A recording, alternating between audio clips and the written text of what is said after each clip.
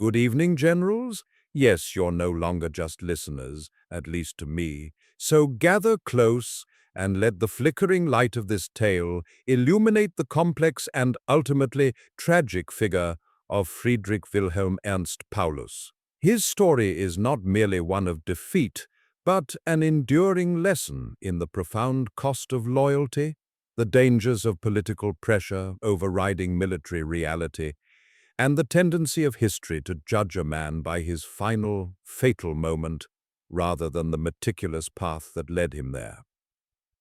Paulus was born in Goxhagen in the Hesse region of Germany on September the 23rd, 1890. His father was Ernst Alexander Paulus, a modest school teacher who later became a treasurer. Paulus's origins were decidedly non-aristocratic, a significant detail in the class-conscious structure of the German military where noble lineage often expedited advancement. As a young man, he dreamt first of the sea, attempting, though unsuccessfully, to secure a cadetship in the Imperial German Navy around 1909. Rejected, perhaps due to his lack of noble status, he instead turned briefly to academia, studying law at Marburg University. But the call of military service was strong, and he soon left the university without earning a degree. In February 1910, he joined the 111th Infantry Regiment as an officer cadet. 2 years later, in 1912, a significant event shaped his personal life and may have aided his professional navigation. He married Constance Elena Rosetti Solescu, a Romanian aristocrat and the sister of a colleague. Elena's connections provided pathways within the conservative German officer corps that might otherwise have been closed to a man of his comparatively humble birth. When the Great War erupted in 1914, Paulus served as a junior officer in the 111th Infantry Regiment on the Western Front, seeing action in the Vosges and around Arras. His direct combat experience, however, was brief, curtailed early on when he was wounded and contracted typhus, forcing him onto medical leave. Upon recovery, he was transitioned to staff duties, joining the prestigious German Alpine Corps, as a staff officer, serving in France, Romania, and Serbia. By the end of World War I, he had reached the rank of captain. This pattern, diligence, meticulous planning, organizational brilliance, and limited frontline command would define his entire career. The interwar period saw him selected as one of the mere 4,000 officers permitted to serve in the Reichswehr, the German defensive army limited by the Treaty of Versailles. He spent over a decade, 1921 to 1933, in various staff positions, sharpening his skills in logistics and strategy. Notably, during the 1920s, he even lectured military tactics in Moscow as part of the clandestine military cooperation between the Weimar Republic and the Soviet Union. Paulus was perceived as an organizationally proficient and effective commander. In 1934, he briefly commanded a motorized battalion, and by October 1935, he was appointed Chief of Staff for the Panzer Troop Command. This emerging armored force, the Panzerwaffe, was the spearhead of German rearmament. His professional ambition led him, like many other career officers, to swear loyalty to Adolf Hitler after the Nazis seized power in 1933. He served under General Walter von Reichenau, a fervent Nazi, and his work was crucial in modernizing Germany's tank forces. By May 1939, he was a Major General and Chief of Staff for the 10th Army, later renamed the 6th Army, participating in the invasion of Poland and the subsequent swift victories in the Low Countries, the Netherlands and Belgium in 1940. It was during this period that his nature as a staff officer truly shone, but also where doubts about his fitness for high-level field command were first voiced. General Heinz Guderian described Paulus as brilliantly clever, conscientious, hard-working, original and talented. Yet Guderian expressed severe doubts about Paulus's decisiveness, toughness, and, crucially, his lack of command experience above the battalion level. In September 1940, Paulus was promoted to lieutenant general and named deputy chief of the German Army General Staff. In this critical role, he became one of the architects of the grand, ambitious, and ultimately ruinous plan for the German invasion of the Soviet Union, Operation Barbarossa. He was responsible for meticulous calculations covering supply lines, troop movements, and strategic objectives for what would become the largest land invasion in history. He even conducted a logistical study for the invasion, concluding that German forces could penetrate about 700 kilometers before inevitably running out of supplies, after which only smaller stop-start attacks would be possible, a prediction that proved tragically accurate. The decisive turn in Friedrich Paulus's destiny came in January 1942, following the sudden death of his superior and patron, Field Marshal Walter von Reichenau. Paulus was promoted to General der Panzertruppe and, despite having never commanded a unit larger than a battalion, was given command of the elite German Sixth Army. He officially took command on January 20th, 1942, now standing alone without the guidance of a more experienced sponsor. That summer, Hitler launched the offensive known as Case Blue, Fall Blau, aimed not primarily at Moscow, which had repulsed the Germans in 1941, but south toward the Caucasus oil fields and the vital strategic city of Stalingrad, a key industrial and transport hub on the Volga River. Stalingrad, named for the Soviet leader Joseph Stalin, held immense symbolic value. The city itself stretched nearly 30 kilometers along the Volga's western bank, serving as a critical transport point and a gateway to the Volga, the vital artery for transporting Soviet oil. The Sixth Army, boasting 330,000 elite soldiers, spearheaded this drive. In July and August 1942, they advanced rapidly across the Russian steppe. However, Hitler, overconfident in the early success, made a disastrous strategic error, splitting the forces.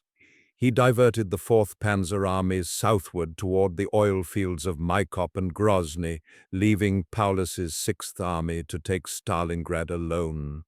Senior strategists urged Hitler to focus all available resources on Stalingrad first, but Hitler preferred a piecemeal approach towards multiple targets. Had Hitler not split the forces, sources suggest Stalingrad would have been easily taken. By mid-September 1942, after rolling through Russian outer defenses, the Sixth Army entered the city limits. Here, the nature of the battle changed completely. German armored commanders and troops accustomed to the fast maneuver warfare, blitzkrieg of Russia's wide-open spaces, were forced into brutal, close-quarters urban warfare, a maze of city streets and multi-story buildings. The fighting was fierce, descending often into hand-to-hand combat where no quarter was given or taken. Losses piled up rapidly, reaching an appalling rate of 20,000 men per day.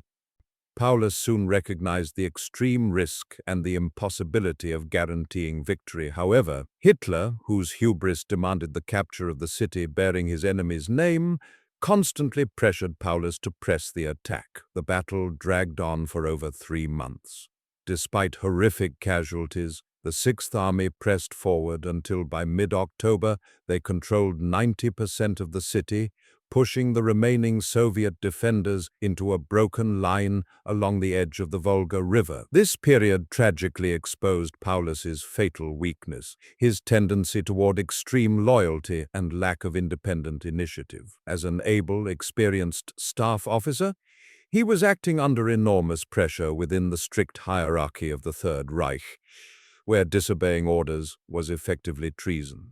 Critics often accuse Paulus of lack of decisiveness and personal failure for not ignoring Hitler and attempting a breakout, yet the sources underscore the weight of the external circumstances. depleted supplies, poor logistics, and the terrible authority of the Führer. The true disaster unfolded as the Russian winter began. On November 19, 1942, the Soviets unleashed a massive, brilliantly conceived counter-offensive, Operation Uranus, a pincer movement aimed at encircling the German forces. This strategic envelopment successfully cut off and trapped the entire Sixth Army, along with elements of the 4th Panzer Army and Romanian units, within a pocket or kessel. This dramatic reversal was perceived by Hitler as merely the result of his generals making their old mistakes again, forcing them into a desperate, untenable position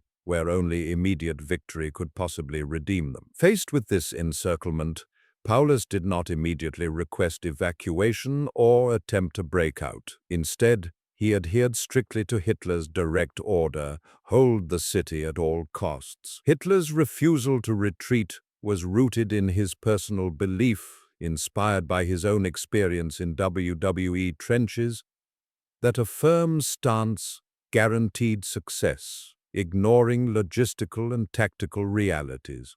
The consequences were immediate and appalling. The Sixth Army, numbering over 250,000 men, was now trapped amidst extreme winter conditions, with temperatures plunging to -30 degrees Celsius, -22 degrees Fahrenheit, dwindling supplies, and relentless Soviet assaults. The frozen Volga River, which had previously served as a barrier to the Soviets, was now a solid frozen pathway, allowing Soviet tanks to cross unhindered. The critical lifeline became the promised airlift. Reichsmarschall Hermann Göring, seeking to redeem himself after the Battle of Britain failure, gave Hitler overly optimistic assurances that his Luftwaffe could supply the massive Sixth Army from the air. Hitler, easily manipulated by sycophants like Göring and backed by Keitel and Jodl, accepted this promise. The airlift, however, was doomed from the start. Bad weather often grounded the planes, and those that flew were battered by Russian anti-aircraft fire and fighters, sometimes delivering as little as 10 tons of supplies daily, far below the required 700 tons minimum. In the midst of the freezing hell, starving soldiers received useless items like boxes of pepper and condoms, biskin, or if lucky, a meager 50 grams of bread per day. Only about 10% of the needed supplies ever reached the troops. Simultaneously, Field Marshal Erich von Manstein, widely considered a tactical genius, launched a relief effort, Operation Winter Storm. Manstein pleaded with Hitler to allow Paulus to attempt a breakout to meet his advancing troops.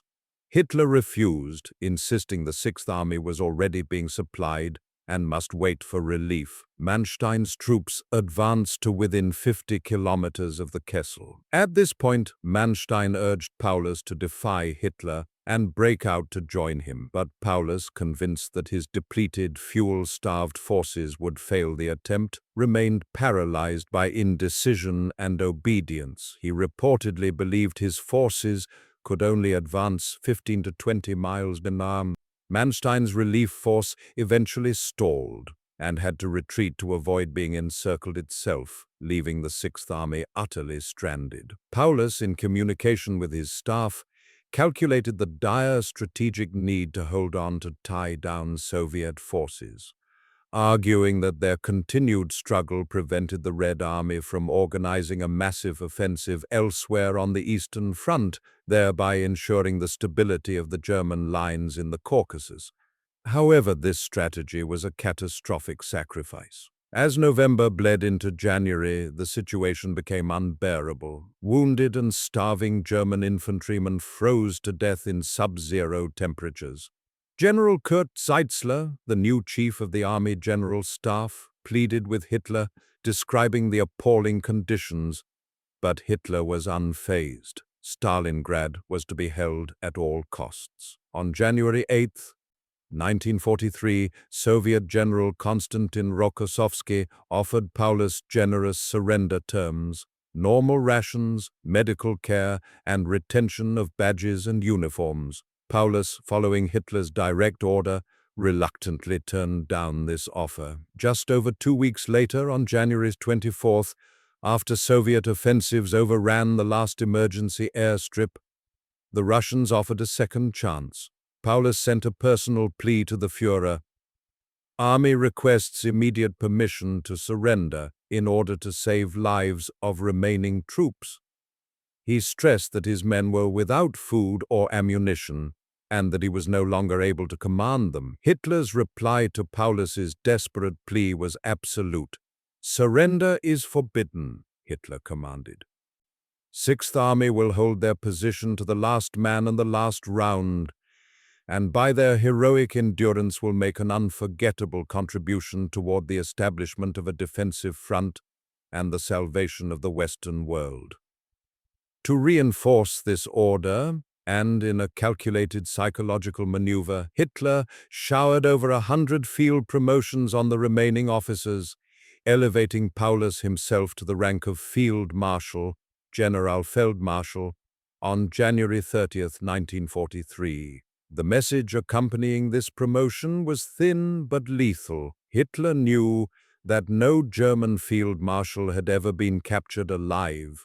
He expected Paulus, now the highest-ranking officer in the pocket, to commit suicide, ascending into eternity and national immortality, rather than face the dishonor of capitulation.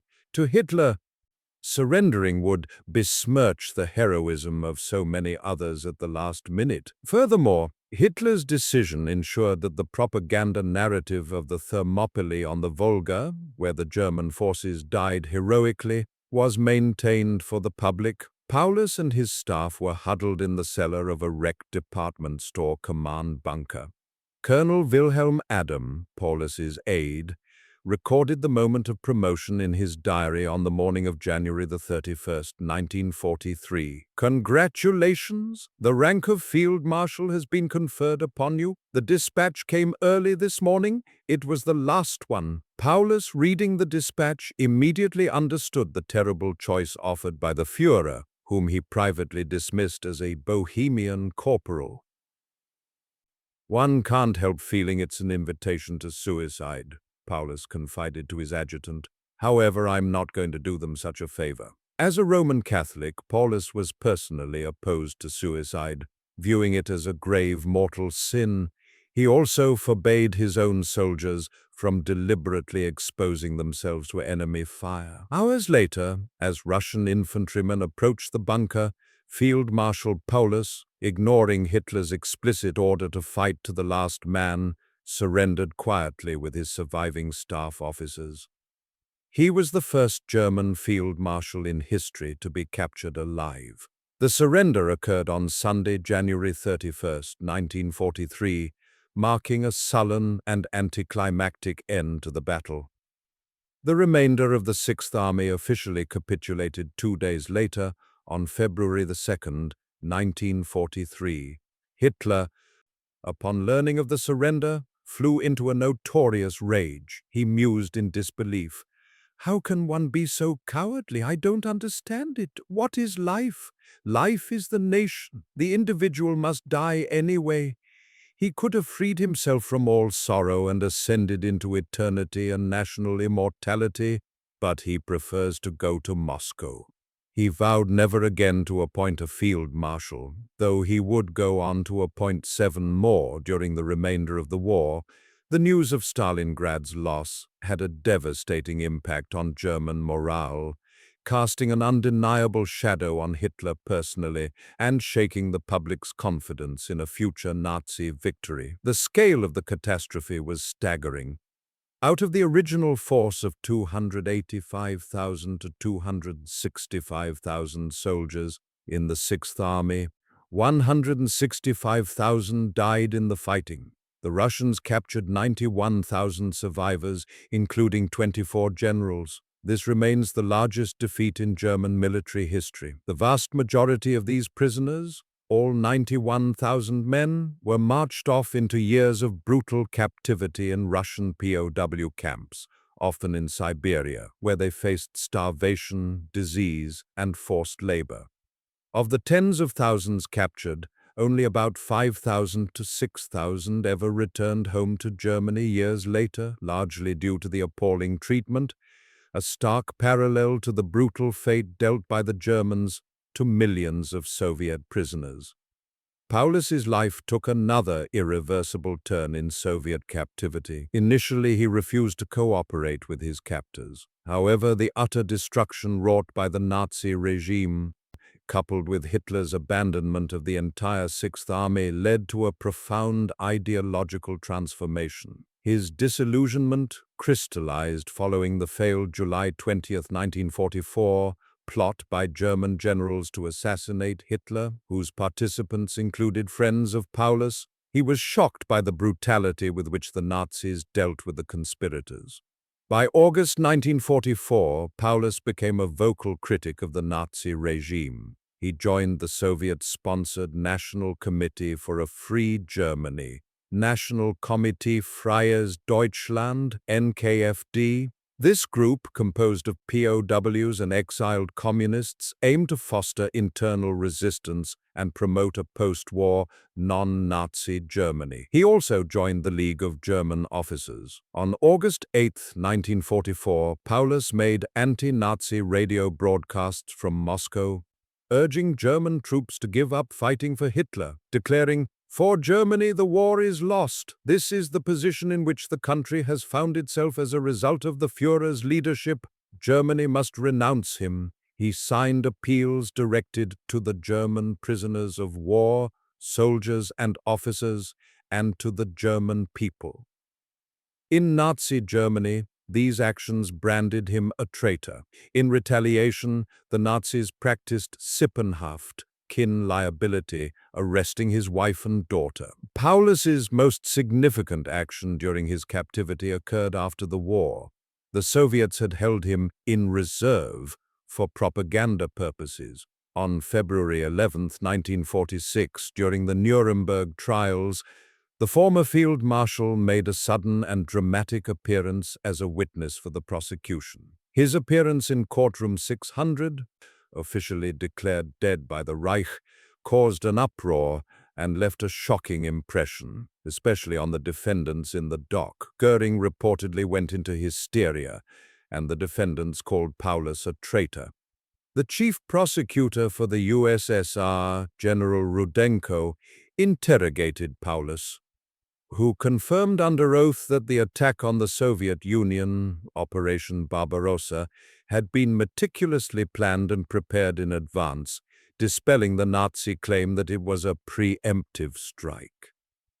He testified that as Chief Quartermaster I of the General Staff in September 1940, he found an incomplete operational plan dealing with the invasion. He helped draft these plans, which involved 130 to 140 German divisions, and accounted for the use of Romanian territory and Finnish participation. Paulus's testimony detailed the deliberate planning of an aggressive war aimed at colonizing Soviet territory. He revealed that a large-scale diversion was planned in Norway and along the coast of France to simulate an invasion of Britain in June 1941, thereby distracting Russia. He named defendants Wilhelm Keitel, Alfred Jodl, and Hermann Göring as active participants in unleashing the aggressive war. His insider account was crucial in challenging the post-war clean Wehrmacht myth, which sought to absolve the German military of complicity in Nazi war crimes by portraying them as apolitical professionals. Paulus provided irrefutable evidence that high-ranking military officials actively planned the regime's ideological and criminal objectives. His testimony reportedly left the defendants little chance of whitewashing themselves. When cross-examined by the defense, Paulus refuted rumors that he held any position in the Soviet Union or taught at a military academy in Moscow, ensuring his testimony was not dismissed as biased. Following the trials, Paulus was released from Soviet captivity in 1953, 2 years before the repatriation of the remaining German POWs. He chose to relocate to East Germany, the German Democratic Republic (GDR), a move viewed with suspicion in the West. He settled in Dresden, where he lived the remainder of his life under the communist regime, often under tight surveillance. In Dresden, he worked as a civilian police inspector and later contributed to military history research at the East German Military History Research Office.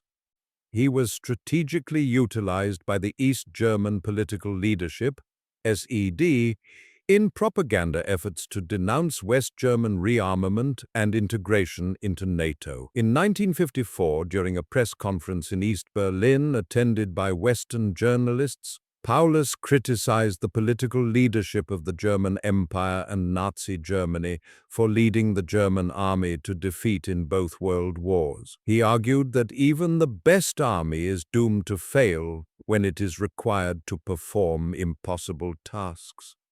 That is, when it is ordered to campaign against the national existence of other peoples. He respected General Guderian for refusing to align with the Federal Chancellor's European Defense Community policy.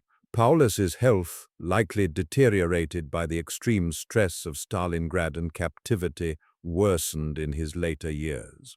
In late 1956, he was diagnosed with amyotrophic lateral sclerosis, ALS. Friedrich Paulus died a few months later in Dresden on February 1, 1957, at the age of 66. This date held a grim irony, falling 14 years and 1 day after his surrender at Stalingrad. Although he had not seen his wife, Constance Eleanor, since 1942, and she had died in 1949 while he was still captive, his last will and testament requested that his body be transported to Baden-Baden, West Germany, to be buried next to her. The sources suggest that the division of Germany was one factor preventing him from seeing her after his release, as neither the Soviets nor the GDR would likely have allowed him to reunite with her in the Western Zone. His story remains a vital example in the study of military ethics and critical thinking.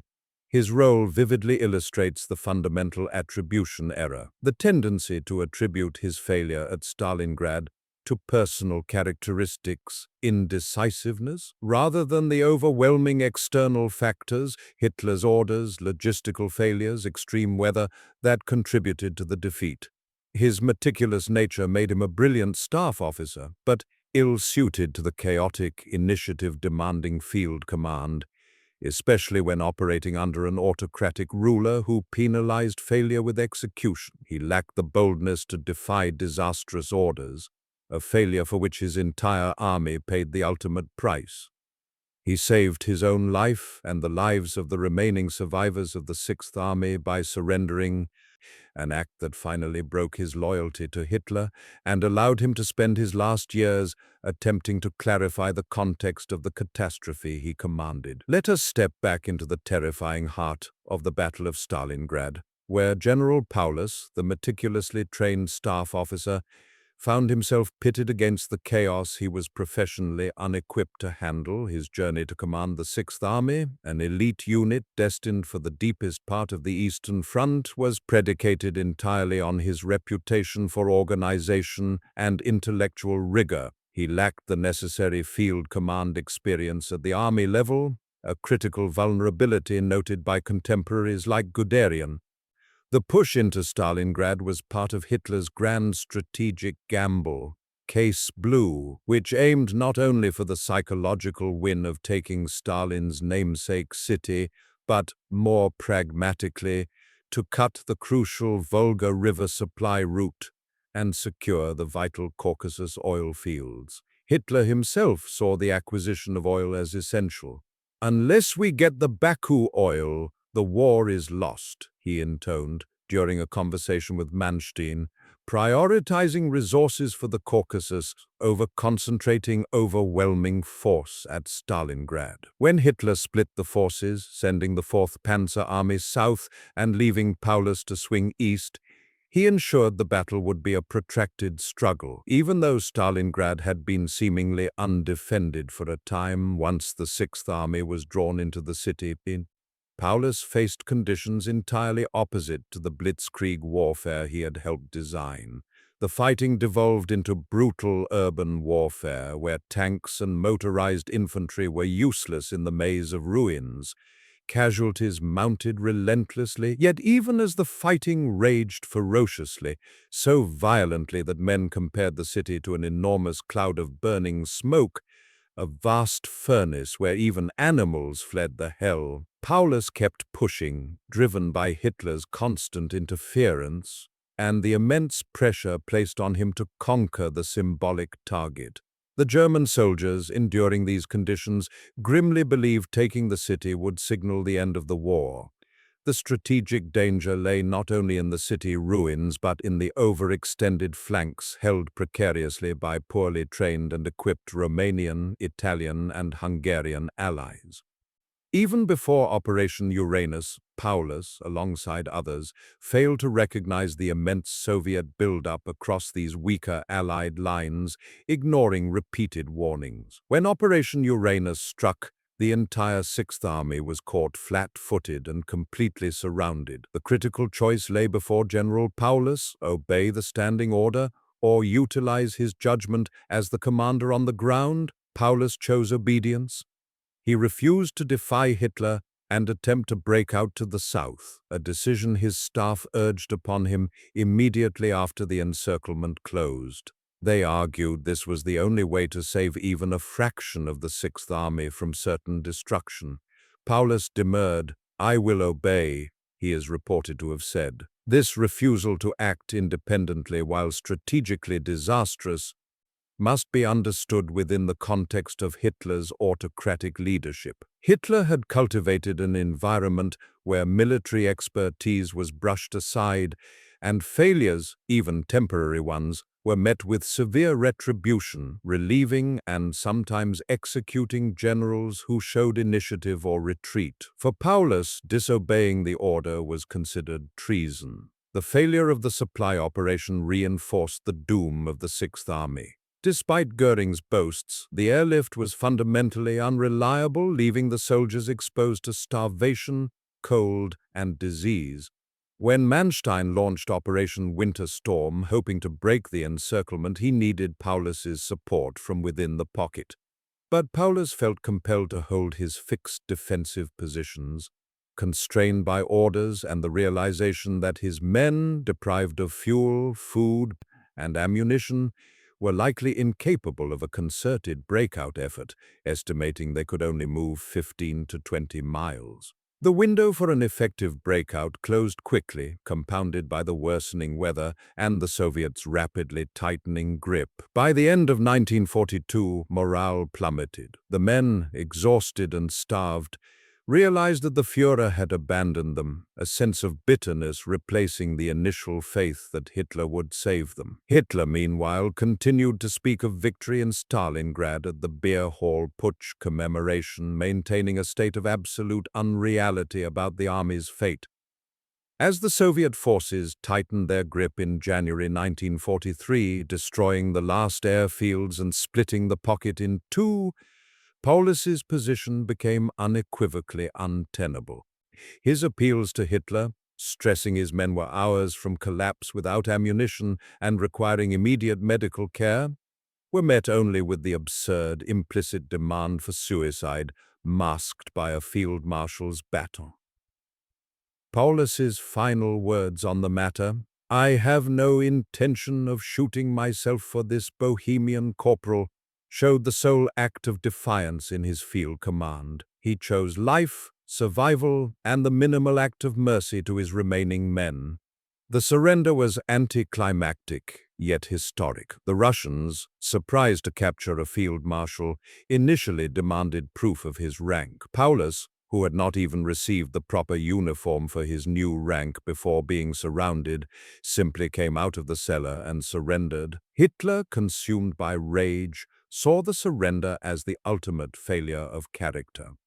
He lamented that Paulus had chosen Moscow over eternity. Paulus's time in captivity transformed him. Initially resistant, he was profoundly disillusioned by the betrayal of his army and shocked by the brutality displayed by the Nazis in the wake of the 20 July plot. This shift led him to join the NKFD and the League of German Officers. His goal, as he stated later, was to warn the German people at the last moment from the abyss and urge them to overthrow the Hitler regime that had brought misery to nations and to Germany itself. His cooperation meant that his wife and surviving son Ernst suffered retaliation in Germany. He would never see his wife again. She died in 1949 while he remained a prisoner. The highlight of his post-war life was undoubtedly his appearance at the Nuremberg Trials. The surprise entry of the ghost Field Marshal, who proceeded to testify against his former colleagues on the meticulous planning of aggressive war, including Operation Barbarossa, was a blow the defendants found enraging and shocking. Paulus specifically highlighted the complicity of the Wehrmacht High Command in planning the war and its ideological objectives, decisively challenging the narrative that the military was merely an apolitical professional force. Paulus was eventually released in 1953, moving to East Germany, years before the mass repatriation of other POWs. This move was politically charged, orchestrated by the Soviets and the GDR leadership, SED, who sought to use his stature to buttress their anti-Western propaganda, particularly against West German rearmament into NATO. In East Germany, he attempted to articulate his position, stressing the importance of considering the broader context when judging historical figures and the catastrophe of Stalingrad. He argued that the German military was doomed by having to execute impossible tasks ordered by political leadership. He worked quietly in Dresden, contributing to military history research. He was, throughout this period, unable to provide comfort to the families who sought news of the Stalingrad prisoners, vaguely stating that the captured men were well, a statement later interpreted by many in the West as forced propaganda, given the abysmal 6,000 survivor count. The stark reality of the 91,000 prisoners taken at Stalingrad, most of whom died from exposure, starvation, and forced labor, remained a devastating and highly politicized issue in post-war Germany. Diagnosed with ALS, Friedrich Paulus died on February 1, 1957.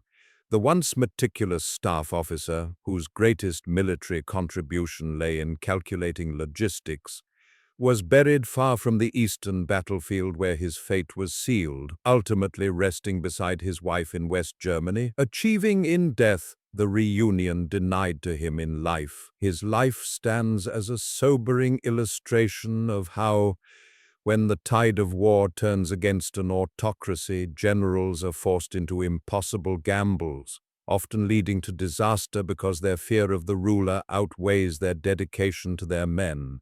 Paulus was a product of the system, a brilliant planner, but an inflexible commander whose unwavering loyalty delivered him and his army into the jaws of catastrophe.